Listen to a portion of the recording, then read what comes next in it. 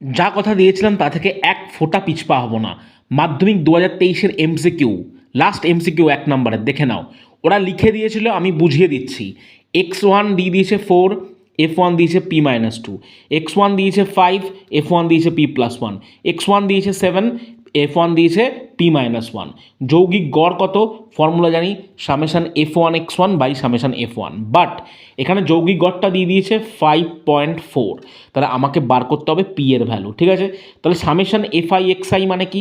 4 into p-2 মানে 4p-8 plus 5 into p+1 মানে 5p+5 plus 7 into p-1 মানে 7p-7 divided by সমস্ত p-2 মানে হচ্ছে 3p প্লাস 2 প্লাস 1 -1 -2, এটা কেটে গেল, ইজিক্যাল টু 5.4। ঠিক আছে, তাহলে কি হচ্ছে 5 প্লাস 7 কত হয়? 12, 12 প্লাস 4 মানে 16p মাইনাস এই -8 -7 -15 প্লাস 5, -15 প্লাস 5 হচ্ছে -10। ঠিক আছে, -15 প্লাস -15 প্লাস 5 মানে -10 ইজিক্যাল টু 5.4 ইন্টু 3p-2। কী হলো?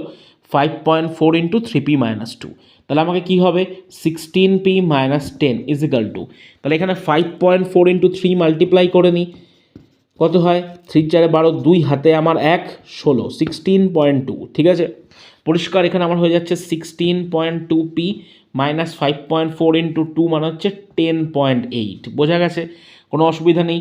10.8, 8কে এপাশে নিয়ে চলে আসো, তাহলে হচ্ছে 0.8। ভালো করে দেখো, 10.8 মাইনাস 10 আর 16.2p মাইনাস 16 মানে হচ্ছে 0.2p। বোঝা গেছে? ব্যাস, এইটুকু পারলে আর কোনো কাজ নেই।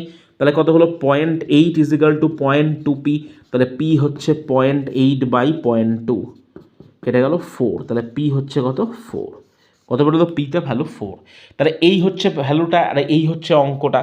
কি বললাম? x1 দিয়ে দিয়েছে আর f1 দিয়ে দিয়েছে। 1 নম্বরের প্রশ্ন কিন্তু, দেখতে পাচ্ছ তো কতটা করতে হবে। তা শুধুমাত্র বুঝলেই এটা করা যায়, summation fi xi by summation fi।